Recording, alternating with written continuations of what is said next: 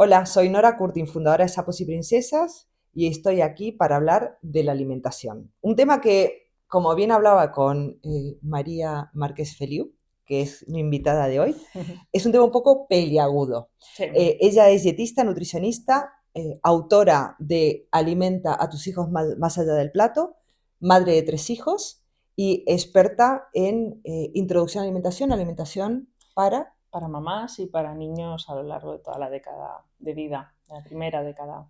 Y en eso se basa su primer libro, en Sí, cómo establecemos esos hábitos. eso es. Sí, y sobre todo, cómo los establecemos desde el cariño y desde el amor, ¿no? Porque al final los hábitos se aprenden a base de repetición, pero a base de ir guardando en esa mochilita de aprendizajes, pues experiencias positivas. Y de eso se trata, ¿no? De conectar con nuestros hijos primero para poder educarles después. Porque es verdad que cuando nos quedamos embarazadas, lo primero que pensamos es, uy, tengo que alimentarme bien porque tengo que alimentar a mi hijo. Exacto. Nosotras da igual, No, pero nosotros da igual, pero somos portadoras de un ser superior, ¿no? sí. Sí, sí. A ver, el embarazo ya es un momento donde muchas veces tomamos conciencia de la importancia de unos buenos hábitos, porque cada vez se habla más de este tema, pero es una realidad, ¿no? Que en función, frase tan mítica de somos lo que comemos, tiene mucho de realidad. Y cuando llevamos un bebé en desarrollo dentro, pues claro, nos preocupa el estar bien para poder asegurar de que ese bebé reciba todo lo que tiene que recibir, ¿no? Pero ese es como ese inicio de todo lo que vendrá después. Y, ¿no? O Claro, sea, al final. al final es verdad, está recibiendo Mm, lo que nosotros comemos, sí, sí, ¿no? Hay estudios que dicen que dependiendo de los sabores que nosotros eso eh, es. eh, tomamos, ¿no? De los alimentos que nosotros tomamos durante el embarazo, nuestro bebé va a ser más propenso no a aceptarlos Eso es. cuando crece. Sí, sí, eso es lo que se habla, de que el líquido amniótico va cogiendo también sabor y el bebé ya empieza a degustar de alguna manera lo que luego probará con la comida. ¿Y qué pasa con la lactancia materna? ¿Cuáles Uf. son las dudas o las preguntas más frecuentes que ves tú en la consulta? Pues primero mucho miedo a si voy a tener leche. ¿Qué tontería es esa? Pues, ¿Hay gente pues que no tiene leche?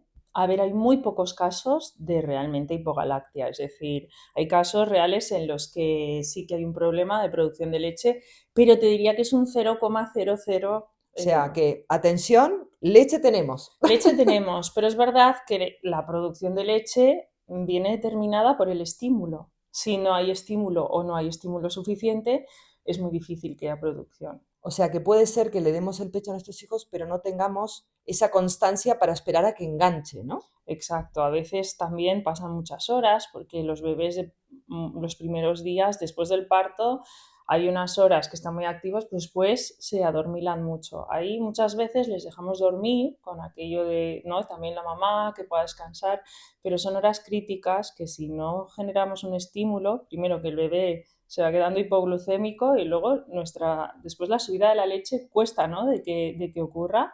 Esas horas a veces son críticas y muchas veces ocurren en el hospital o a veces ya dando el alta y estás en casa y todavía no te ha subido la leche, pero es importante un buen apoyo ahí por parte de todo el profesional sanitario y demás y también información de esas mujeres de qué tienen que hacer esas primeras horas para que luego pues todo arranque, ¿no? Con buen ritmo, porque no es lo mismo un buen arranque que un mal arranque. Después vienen todos los problemas detrás. O sea que sí que es importante Mm. asegurarnos, si queremos dar el mejor alimento a nuestro bebé, que se produzca ese primer paso donde el bebé va a ser un lactante Exacto. activo. Activo y tenemos que intentar ponerlo mucho al pecho. Nada de decir, no, que tiene que. No, necesitamos mucha succión y en caso de que no pueda producirse eso, porque el bebé está ingresado en neonatos o lo que sea, es extracción de leche. O sea, un sacaleches y empezar con extracción, porque al final el estímulo, sea por el bebé o sea por el sacaleches, va a hacer el que produzca esa subida de leche y una buena producción y que al bebé se pueda alimentar bien y no entremos en esos problemas de que no coge peso, no coge peso y ya entramos con los ¿Qué suplementos. pasa con los suplementos? Eso era lo que te iba a decir. ¿Qué opinas de estos suplementos y de la composición que tienen? Bueno, a ver, ha cambiado mucho la composición de la leche de fórmula en los últimos años. Gracias a Dios tenemos unas leches de fórmula que ahora los niños no se nos desnutren, no como Ujú. años atrás, que, bueno, no vamos a Sí, entrar, pero sí, debido a eso aparecieron luego los productos infantiles, ¿no? Porque se desnutrían hacia los 4 meses, veían que esos niños no.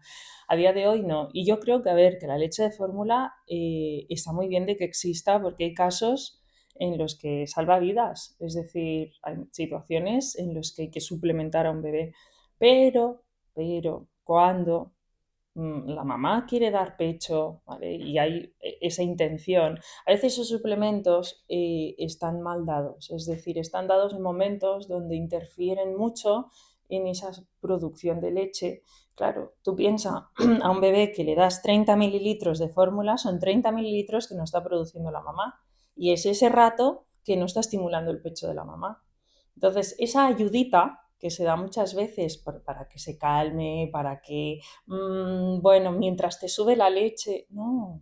El cuerpo es sabio y el bebé recibe el calostro, que son gotitas muy concentradas, de lo que necesita. es la primera vacuna oral que recibe el bebé, el calostro, y el cuerpo es muy sabio y sabe lo que tiene que ofrecer al recién nacido. Entonces, no vayamos no nos metamos en esa naturaleza, ¿no? O sea, dejemos que el cuerpo haga su trabajo y que el bebé chupe todo el calostro que necesita y luego ya empezará a succionar esa leche de transición que se irá produciendo hasta que se produce la leche madura, pero es un proceso fisiológico, natural, y el bebé no se muere de hambre, o sea, es que necesita un proceso todo esto. ¿Y qué pasa a los 6 meses del bebé? Claro, Pues ahí entramos en otro mar de dudas, ¿no? En otra exacto. montaña rusa. ¿Qué hago? ¿Qué le doy? ¿Qué no le doy? ¿Cómo se lo doy? Ahí ya está establecida la lactancia, ya hemos pasado el bache, ¿no? Sí. Inicial, y viene el segundo bache.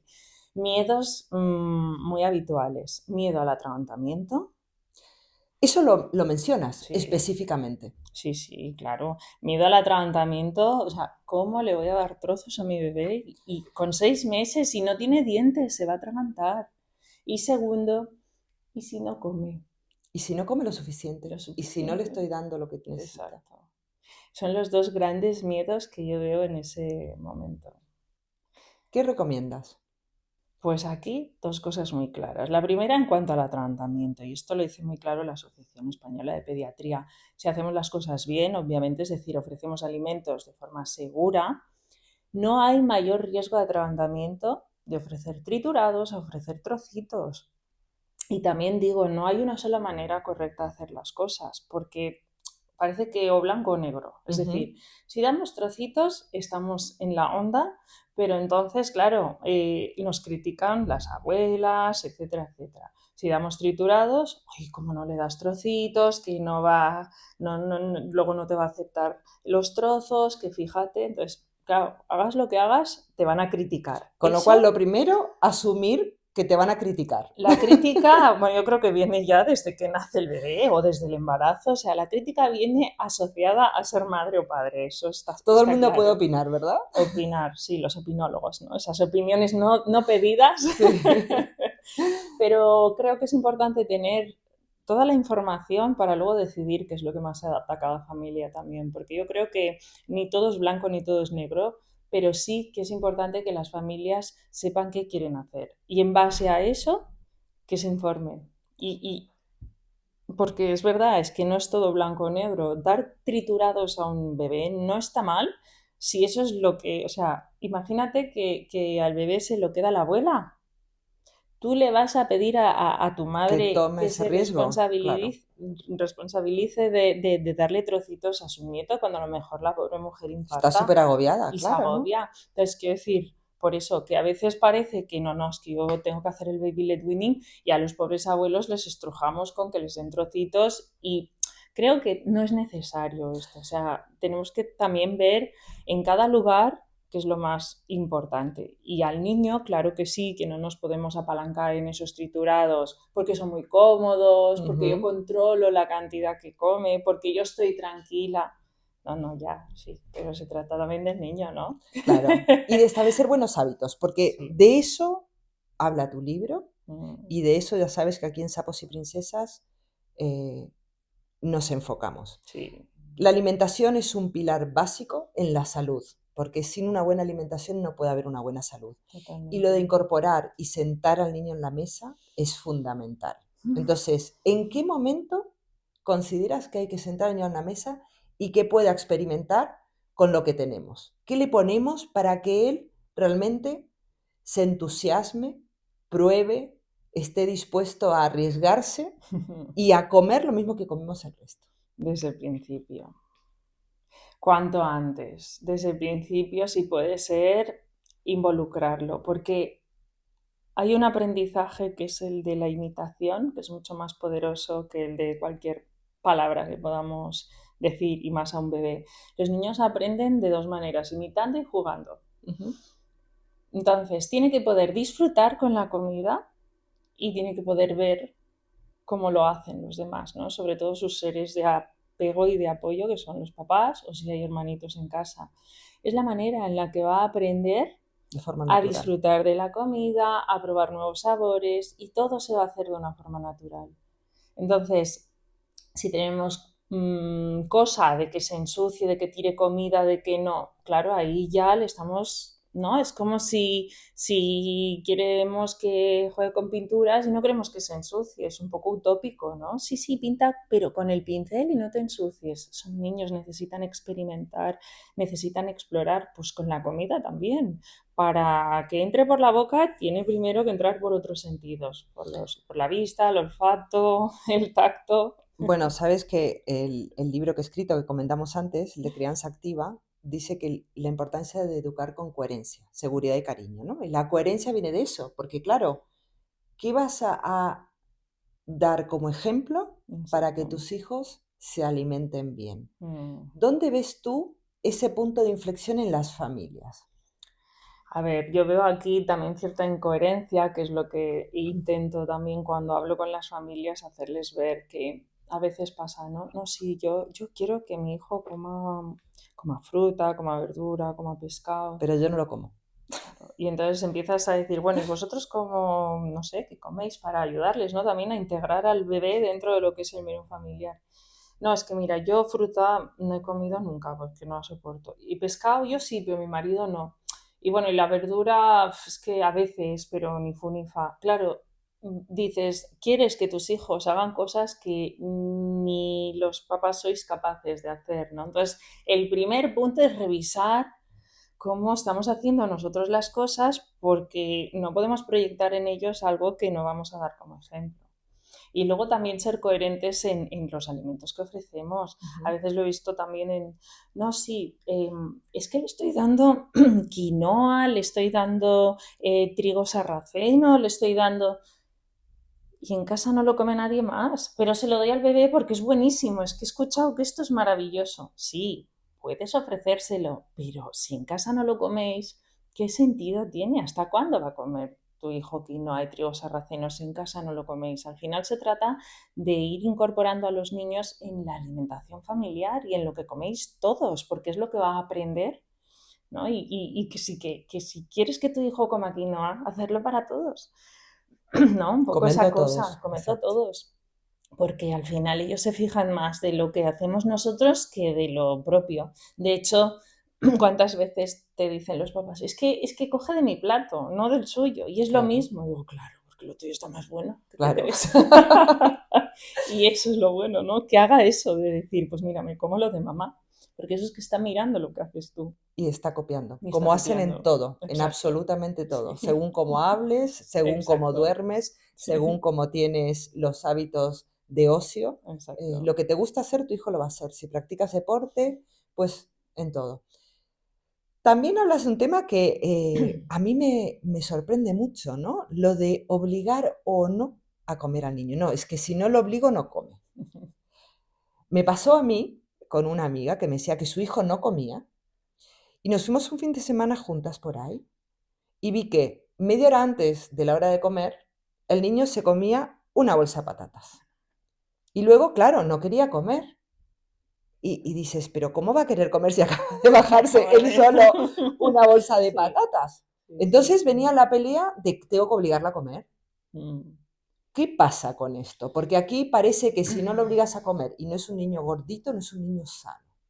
Bueno, aquí pasan muchas cosas. O Ujú. sea, hay mucho intríngulis detrás de esto, porque por un lado están los horarios, ¿no? A veces, claro, cuando nos sentamos a la mesa, el niño no quiere comer. Aquí hay que revisar qué ha pasado antes de ese momento, qué ha comido en las últimas horas, porque a veces pasa eso, ha estado picando o entre la merienda y la cena ha pasado poquito rato, o, ¿me entiendes? Entonces, claro, puede ser que el niño es que no tenga hambre.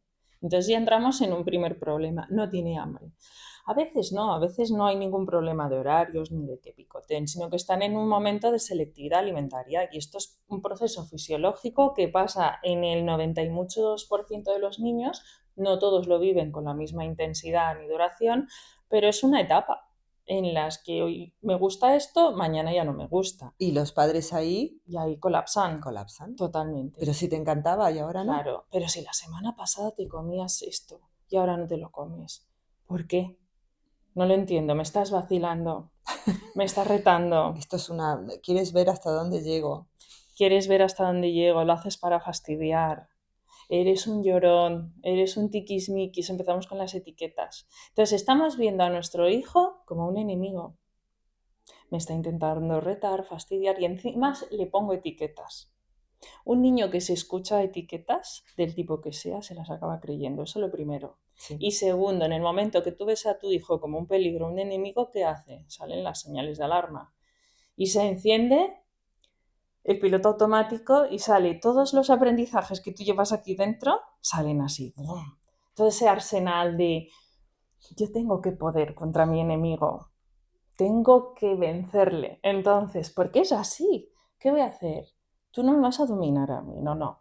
Voy a sacar todo el arsenal de chantajes, presión, coacción, premios, castigos, pantallas, etcétera, etcétera, etcétera, para conseguir que hagas lo que yo quiero, que es que comas.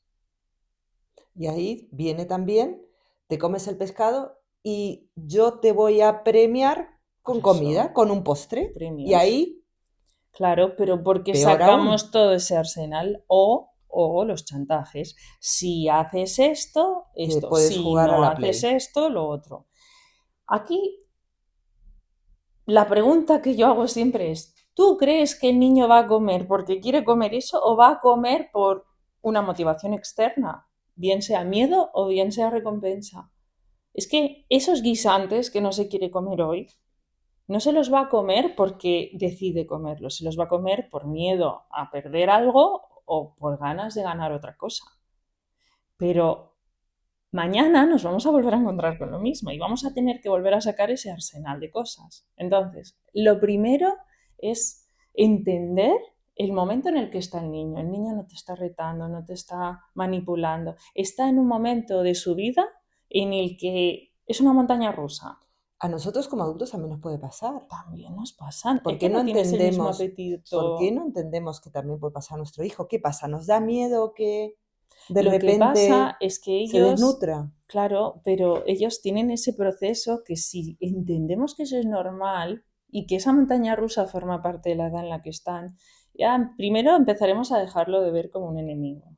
Y si ya te empieza a ver como amiga en lugar de enemiga, yo te miro con otros ojos. Y mi arsenal de ataque se relaja un poco.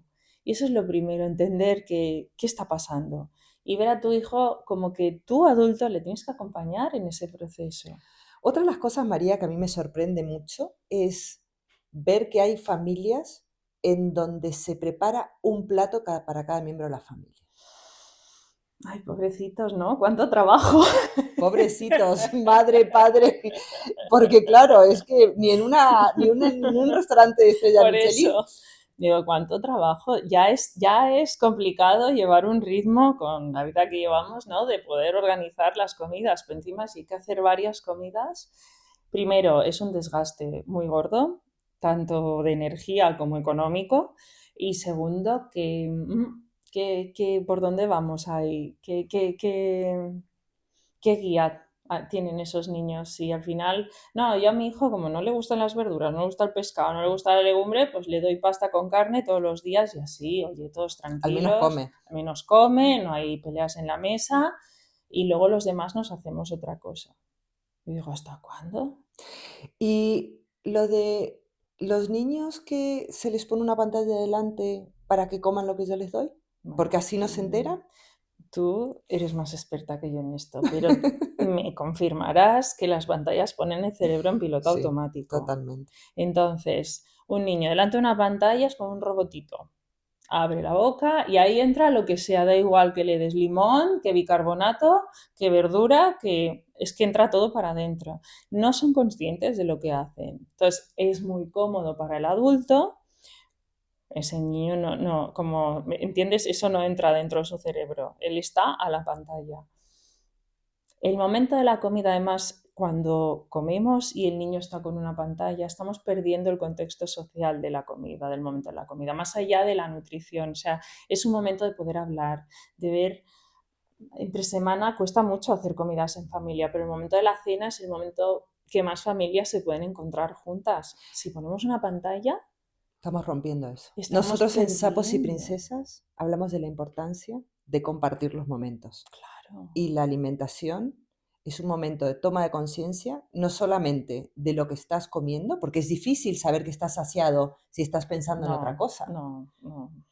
Es que no te Y das además cuenta. un momento de compartir, ¿no? De Sí. vincular, Y de hablar de otras estar, cosas, sí, de hablar de de lo qué que ha tal ha sido tu ido el día, día, de lo que esperas. anécdotas y contarles a nuestros hijos también cosas que nos han pasado, porque a veces les preguntamos, hacemos un interrogatorio, ¿qué tal te ha ido el día? Y en los profesores, y en el patio, y es como, a ver. Nosotros en casa jugábamos con mi marido y mis hijos a lo bueno y lo malo del día, desde que eran muy pequeñitos. Sí, Y nos íbamos haciendo turnos. claro. Y a cada uno le tocaba, ¿no? Entonces, claro, ellos compartían lo que podían ser nuestras Sí, preocupaciones y además escuchaban. entendían cómo razonábamos, Mm, qué solución dábamos, mm, y ellos nos compartían también. O sea, es una forma de muy ejercitar un bonita. músculo muy sano, Sí, muy sano. este. No quiero despedirme sin pedirte lo que pido a todas las personas que tengo el placer de compartir este podcast, María, que me digas cuál sería la frase, el mensaje que quieres dejar a los padres y las madres que nos han estado escuchando y que pueden necesitar este libro, porque al fin y al cabo estamos hablando de que la alimentación es la base no solamente para tener todos los nutrientes y poder crecer sano, fuerte y con toda la capacidad intelectual y física necesaria, sino también de prevenir muchas enfermedades, Sí. ¿no? Estamos hablando de la diabetes tipo 2, que ahora se ve en niños. Diabetes, Es un, problemas cardiovasculares, incluso, ojo, ciertos tipos de cáncer. sí, Tiene mucho es que ver. es un problema que no nos damos cuenta que nosotros podemos estar arrastrando a nuestros hijos por no establecer una buena alimentación en nuestra casa. ¿Cuál sería tu frase o el pensamiento con el que quieres que se vayan después de haber estado escuchando este podcast? Bueno, la primera frase que diría es que, y esta frase es una frase muy popular, la dice mi tía, que es una señora mayor, pero tiene una razón, y es que pequeño se es una vez a la vida y mayor se es toda la vida, ¿no? Los niños crecen, pasa muy rápido. Estábamos comentando aquí, ¿no? La foto de mis hijos, digo, es que ya tienen 4 años más que los que hay en esta foto. Crecen muy rápido y todo lo que necesitan nuestros hijos es tiempo con nosotros. No necesitan cosas materiales, no necesitan tener las mejores máquinas del mundo, nos necesitan a nosotros porque esas experiencias son las que van a recordar toda la vida y que el momento de la comida nos da la oportunidad de conectar mucho con ellos, de generar esas experiencias bonitas que van a recordar porque alrededor de la mesa celebramos todo en esta vida y que vale la pena, de verdad, eh, disfrutar del momento de la comida con nuestros hijos y hacer un cambio, de no verlos como una carga o como esos enemigos, sino de verlos como nuestros aliados, como esas personitas que nos necesitan y de verdad que cuando empezamos a conectar con ellos, a entenderlos y a acompañarlos, es un camino precioso que vais a disfrutar en familia y que merece mucho la pena. Pues no puedo estar más de acuerdo y te agradezco muchísimo por haber venido hasta A aquí ti, para tener esta de verdad. entrevista. Ha sido un verdadero Gracias. placer. Igualmente, placer es mío. Muchas gracias. A ti.